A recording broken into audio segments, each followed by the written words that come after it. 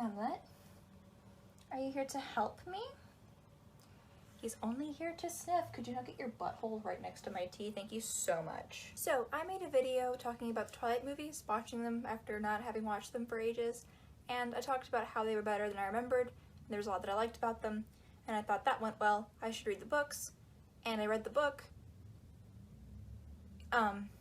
I read these books when I was like 11. I loved them. I loved them very much. I had all four of them. I had to read Breaking Dawn actually at school in the library because I wasn't allowed to bring it home because there was sex in it. I stood.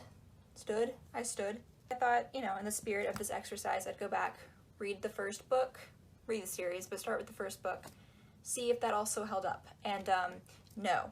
When I said that the first movie feels like a fan fiction of itself, that is also true of the book. The book feels like a fan fiction. I know it's not. It just feels like it is. It is not good. I also have, you guessed it, laundry. I thought I was gonna get shit for my Twilight opinions. No, I got shit for how I fold shirts. So, this one's for you, Micah.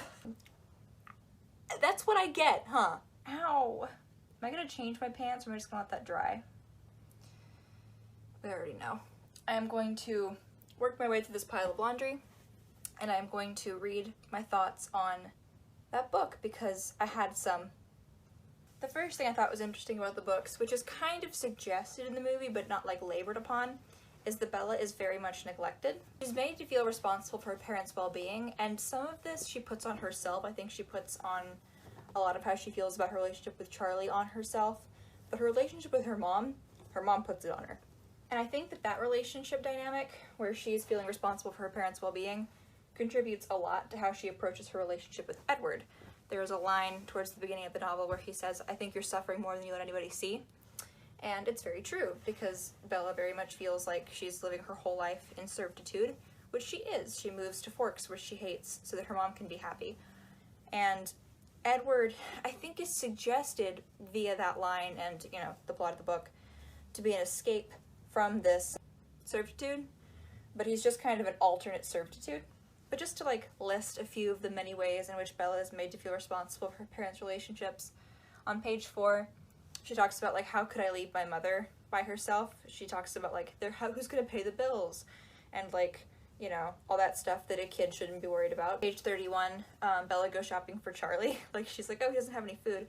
I'll go grocery shopping. She takes the food money and goes grocery shopping, which like on its own, not that big of a deal. She's like 17, I think, so it's whatever, but in the context of her upbringing, I think it's kind of a shame, because it's suggested that Charlie could only cook like fried eggs and like can't learn. How do you like this? How are we feeling about this folding? Suffer. Page 34, Bella's helicopter mother. Yeah, she sends her this email and she's like, Bella, that's my email. Are you alive? And then she sends like 5 more, and it's insinuating she's gonna like harass Charlie at work, and it's not cute. I get being nervous about your daughter because she just moved to Forks, but it's like, you know, there's a bridge between concerned parent and being firmly lodged up her butthole, and she's firmly lodged up her butthole. Moving on, Charlie gives this big expository speech at the beginning while they're having dinner, about how the Cullens are great, and it's very weird. In the movies, I think he was like, oh yeah, you know, the Cullens are fine. In the books, he's like, people in this town, the Cullens are perfect, and those kids are great. It's very out of character, or it felt out of character for me. Charlie just seems like he minds his own business, and the Cullens are kind of outsiders, and usually small town people don't like love the mysterious weird people living on the fringes of town, driving around in their fancy cars. And I mean, it was an exposition dump, so it's just an excuse for an exposition dump. But it was still kind of weird. On page 58, we get the first devastating power of his eyes. This will come up again. The gaslighting starts on page 54. Edward saves Bella from the car crash, pretty much the same as in the movie, and he tells her, hey, you don't know what you saw. And in the movie, Bella is like, oh, hey, you did this thing. And Edward's like, you hit your head. And it's funny because you get the implication that Edward knows that Bella knows and is trying like in vain to get her to not think that, and it's kind of played off. And in this scene, Edward is like big mad. He's like full angry. He's unleashing the devastating power of his eyes upon her, and she's like, I don't know, what did I see? And just Like, she's distraught. She's very upset. She's like, I can't believe that he would lie to me. So Edward refuses to give Bella information about the car crash. She knows something's up because she was there and lived it. And she tells him, hey, this was up. He kind of tells her, you know what you saw, blah, blah, blah. And he, like, won't talk to her about it. He won't. He just gets mad. His eyes burn. You know how it is. So she draws the conclusion that he wishes that she were dead. So Bella tells him, like, oh, I guess you regret that you saved me. And he gets, like, mad at her for that. And he's like, I can't believe you think that. And it's like, bruh. And there's that undertone, again, of him telling her how to feel. And it's like, you gave her no information. She drew a conclusion, and now you're still angry. On page 89, it brings up this running gag throughout the rest of the book where Bella's stupid. In the movie, they have this scene, I think it's the apple scene. Edward says, if you were smart, you'd stay away from me. And Bella says, well, for the sake of argument, let's say I'm not smart. And again, it's played like playful banter. And in the books, it's like Bella's stupid. And the understanding between Edward and Bella is that Bella is stupid. And that's like a foundational block of their relationship. Like, they have this whole talk where Bella's like, well, I know what you think of my intellect. And Edward's like, yeah, you're dumb. And that's just it. It just seems like kind of a problem that, like, one of the foundational components of their relationship is that they proceed forward with the understanding that Bella is stupid. And it's her fault that she's stupid. And that's it. If she's stupid, it's because she's literally 17 years old. And she's being messed with by this much, much older man. And by much, much older, I of course mean like 300 years old. So if anyone is stupid here, it's Edward. So she faints at the sight of blood. This was not in the movies. I don't remember it being in the books that she faints at the sight of blood, but she's in like bio. And this guy pricks his finger on, they're doing like a blood test to get their blood type. And she just like full nausea. And Edward like carries her to the nurse's office and like makes eyes at the nurse to get them out of gym next period, and it's all very strange. He also literally kidnaps her on page 104, is a thing that actually happens. I kind of couldn't believe it when I was reading it because I expected that I would have remembered that he kidnapped her. Like, he physically drags her to his car, and she's like not wanting to go, and she's like, I don't want to go with you to your car, and he like drags her out there, and I don't think he shoves her into the seat, but like, you know, you get in the car when someone scary says get in the car. And they listen to like Claire de Lune in the rain in the parking lot. Jessica in the books is worse. Anna Kendrick really saved her in the movie. In the book, she's actually pretty cool. She mostly is just like trying to be Bella's friend against all odds because Bella is the worst. Jessica's just out here trying to be friends with her, and she's framed as like ditzy, and she's flipping her ponytail, and she's like, she wants to go shopping, and it's like, she's just trying to have a good time, first of all. She's framed like a girly girl so that Bella can seem like much cooler by juxtaposition because Bella's supposed to be like not like other girls, which, you know, it's YA romance and they're all like that. Sorry, but it's weird. It's definitely weird. I felt like movie Bella at least liked movie Jessica. In the books, it's unclear why they even hang out because Bella's just kind of passively rude to Jessica, and Jessica's just like ceaselessly nice to Bella. Jacob is a baby. He's 15, and I know this is the same in the movies, but like in the movies none of them look like teenagers. They look like grown adults. So in the movies, it's like, oh, I'm a little bit younger than you, but it doesn't really scan because he looks like he's 25, so you're like, whatever. And in the books, he's described as a child, and he looks like a child, and Bella's immediately like, I'm going to seduce this child for information. And you're like, dog. And he's really sweet, and he answers her questions pretty honestly, which, you know, the bar has been set like here. And you definitely get those really wholesome vibes, although you don't get them in the movies. I think it was a much better call to put him before Edward because he is a part of Bella's life before Edward is, and so you want him first, and in the movies it established their connection, their relationship before Edward shows up. And you don't get the same like wholesome vibe that you do in the movies with her and Jacob.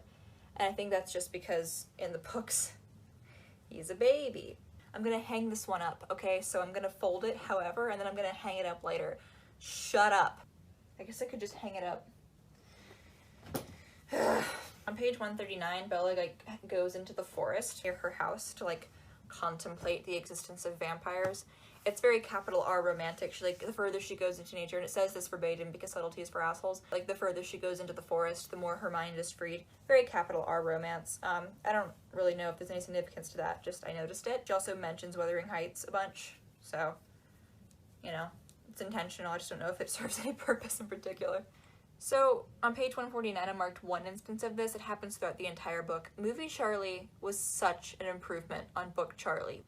Movie Charlie was like quietly competent, you know, he's doing his own thing. Book Charlie is like an old buffoon, and he doesn't know anything about the girl stuff. And anytime Bella mentions anything even related to women, he's just like, oh, I don't know about that. I'll eat my fried eggs, drink a beer. There's also kind of this undertone of like, she goes to stay with her dad. It has to do with, I think, the religious undertones. I was raised Southern Baptist, so I kind of got raised under that understanding of, okay, you belong to your dad and then to the Father, God, and then one day you will belong to your husband, and then you'll die. There's kind of that undertone where Bella's at her father's and then she belongs to Edward, and she never once belongs to herself. There's also not that scene where Bella's like, oh, he's waiting outside, and he goes, shh, bring him in, which I know is creepy and weird, and like that whole dads against daughters dating thing is creepy and weird, but I was raised in like Southeast Texas, and so it makes me laugh. On page 169, Edward orders her to eat and drink after the attempted gang rape. That's the thing that happens in Twilight. Do you remember that? And it's not like, oh, you should eat something, which is what he says in the movies. It's like, eat. So you get someone caring for her, which she hasn't had, because remember, she has to feed herself with Charlie, she has to do her own stuff with Mom. Someone's taking care of her, but it's on his terms. On page 195, Bella actually gets like sick after that whole date with Edward. Date? Are we calling it a date? I think the book calls it a date. She actually is like nauseous. She takes a shower and she's like lightheaded. It's very like physically ill. And that makes it, there's sort of a fantastical element to it that almost makes it feel believable. A lot of people will say like, oh, you know, it's stupid because she falls in love with him after like a couple months. And like, yeah, for regular people that's dumb, but there's something about it that makes me almost buy it because it's all so detached from reality. But love very much happens to her and she's like buckling under the weight of it, and like it's interesting to me that even in the act of falling in love, Bella has no agency. On page 204, Bella criticizes Jessica for thinking that Edward can get away with whatever he wants because he's gorgeous, and then Bella spends the rest of the novel thinking that Edward can get away with whatever he wants because he's gorgeous. Edward and Bella fight all the time. I took out all of the tabs where they fought, but there were like 20 different fights, and I don't remember them fighting at all. Again, very strange. On page 233, Bella makes this joke about not being able to see the stars in Forks, and Edward like full cackles at it, like he thinks it's the funniest thing he's ever heard in his life. And for me, I was like, that was kind of a lame joke, and it really brought into sharp focus how absolutely lame Bella is. She's not like a terrible person, I don't think. She's just not very cool. Somehow that makes it even creepier that Edward is pursuing her, because she's not that cool, and Edward's like 145,000 years old, and he's like, I've never met anyone like you. And you're kind of like, she's not that cool, which means you're lying, and you're lying to get something from her. And that's, for me, where a lot of those creepy undertones come in, because she's objectively not that cool. Moving along to page 265, Bella and Edward make out for the first time, and they're like, you know, making out, and Edward like flings himself away from her, and he's like, what are you doing? And it's framed like, okay, Bella, you have to control the sexual progression of this relationship. You are responsible for making sure it doesn't escalate too far, or else Edward will kill you. And, you know, I talked in the last video about the equation of sex and death. It's here too. I also learned growing up that you are responsible. Men are just the way they are, and so you have to you know, curb them. Yikes. On page 269, Edward like offhandedly mentions that Emmett used to have someone in his life who was like Bella is to Edward. Like, Emmett knew someone who had this special smell. He says that Emmett's vampirism won out, and that's a really cool story. I wish I could have read that one. So Edward, his whole thing with Bella is made creepier by the fact that he calls the other students children. On page 269, he says, I almost snapped in front of that classroom full of children. And you're like, Bella's the same age as the children. The answer to which is, yeah, but she's not like the other children. And the answer to that is, hello, FBI. There's a lot of exposition dumps in Twilight, and I guess that, like, if you're into that and you think their conversations are interesting, you're having a good time. But I mean, oh my god, that scene in the movie where they're in the field, it felt like a whole, like, 50 pages of them just, like, talking and Edward just like explains vampirism to her. And it's like, you have 4 books to explore this. Why do you have to just tell me right now? I'm bored. I had a bunch of tabs where I just kind of ended up skimming it and they all just say long. On page 287, Edward says the 70s were unbearable, and I'm like, the disrespect. Queen debuted in the 70s, and I'll see you in court. In the movies, I believe they say that Carlisle changed his wife. Like, he started with Edward, and then it was somebody else, and then it was his wife. Is that correct? I don't care. In the books, Esme was, like, jumping off of a cliff to kill herself, and Carlisle saw her and like, changed her at the last minute. I love that none of the women get any agency in their futures. Like, that's super cool. Alice has the coolest backstory. Like, we get her backstory in Twilight. She just, like, wakes up in a sanatorium, and she doesn't know where she's from or who created her. And I'm just like, I want that story? Hello? I get you're like, oh, Alice and Jasper are together. And, like, if Jasper weren't a Confederate soldier, which he is, but if he weren't a Confederate soldier, I'd say, like, make it a throuple, and I'm happy. So what needs to happen is Alice needs to kill him in his sleep. Somehow. Maybe Rosalie will do it for her. And then Alice and Bella can, like, they can bond over how they didn't realize what terrible people their partners were and get married. In the movies, Bella thinks that it's, like, really kind of fine that Edward watches her sleep. Like, I, as an audience member, am like, excuse me? Bella's like... In the book, Bella is not cool with it, and she is emphatically like, you watch me sleep, Kristen Stewart voice. And Edward's like, yeah, and it's just kind of like, it's just one of those times where Bella doesn't want him to do something, and he does the thing, and it's just kind of accepted that the way he does it is going to be the norm, and she gets steamrolled, and it's great. I'm out of clothes to fold. And I have, like, 2 more pages. On page 302, he tells Bella that she's his first love. What? The only assumption I can make is that he is lying. And if he's lying, that's creepy. If he's not lying, it's still kind of creepy. I'm sorry. What? On page 303, it kind of brings up this philosophical chasm in Twilight between what is the right thing and the moral thing to do and what you want to do. Edward talks about, I want to do this, but the right thing to do is this. The right thing to do is to leave Bella alone, but what he wants is to be with her. And, you know, the Christian jumped out. Here's one that keeps me up at night. On page 344, Edward says he categorizes his massive CD collection by year and then by personal preference within that frame. What? You go by genre and then you go, like, alphabetical. That makes no sense. If you have, like, 1,000 CDs and you're going by year, makes some sense. That's fine. But if you're gonna go by year, you go by alphabetical. You can't just, and I get the implications that he's had a CD collection for a long time, so he would, like, know, and that's kind of the vibe you're supposed to get. The vibe I get is that he's stupid. Also, like, how do you organize by preference? Because there's different moods, right? Like, I don't necessarily think that a sad album is better than a happy album. So how do I do that? Do I just go, because it deeply, emphatically doesn't matter, but it is so annoying. There's this certain tone that, like, new writers take when they're trying to write, like, a quirky character. I don't know how to describe it, except to say that on page 368, there's this interaction that Esme has with Bella where she goes, did Edward tell you I just lost a child?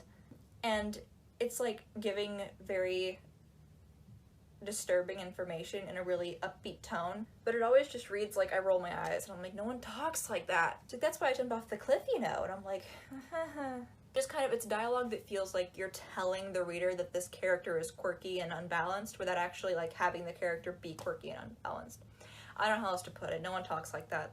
Esme talks like that. Remember in the movie when Esme was like, let's make Bella some Italian food?